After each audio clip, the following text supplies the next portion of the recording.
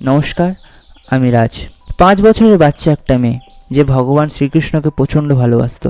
মেয়েটা কঠিন একটা হার্টের রোগে আক্রান্ত ছিল, আর সেই রোগের চিকিৎসার জন্য তার বাবা অনেক বড় বড় ডাক্তার দেখিয়েছে, কিন্তু সব ডাক্তার বলেছিল একে আর সুস্থ করা যাবে না। তারপরেও তার বাবা একটা বড় নার্সিংহোমে নিয়ে যায় মেয়েটাকে, এবং ডাক্তারবাবুকে বলে যে ডাক্তারবাবু, আপনি যা পারেন তাই করেন, কিন্তু আমার মেয়েকে বাঁচিয়ে নেন। তারপরে ডাক্তারবাবু সব কিছু পরীক্ষা নিরীক্ষা করার পরে বলেন যে একটা মাত্র সুযোগ রয়েছে, একটা হার্টের অপারেশন করাতে হবে, কিন্তু সেই অপারেশনে আপনার মেয়ে থাকতে পারে, নাও থাকতে পারে। তখন তার বাবা ডাক্তারবাবুকে বলে যে আপনি অপারেশনটা করুন, যদি অপারেশন ফেল হয়, না হয় আমার মেয়েকে 2 দিন আগে হারাবো। তারপর অপারেশন থিয়েটারে মেয়েটাকে নিয়ে যাওয়া হয়, আর ডাক্তারবাবু মেয়েটাকে জিজ্ঞেস করে, তুমি কি কিছু বলতে চাও?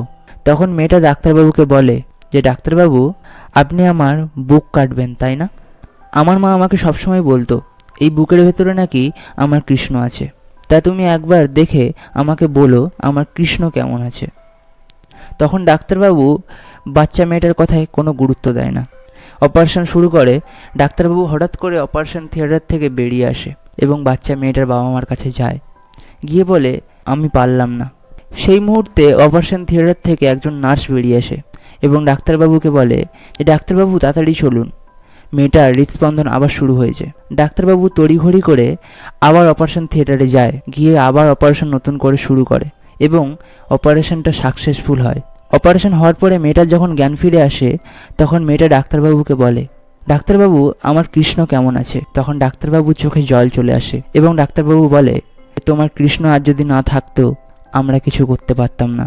তাই একটা কথা রয়েছে, বিশ্বাসে মেলাই বস্তু তর্কে বহুদূর। বিশ্বাস যদি তোমার মধ্যে থাকে তাহলে ভগবানকে পাবে, আর তর্ক তো মূর্খরা করে। রাধে রাধে।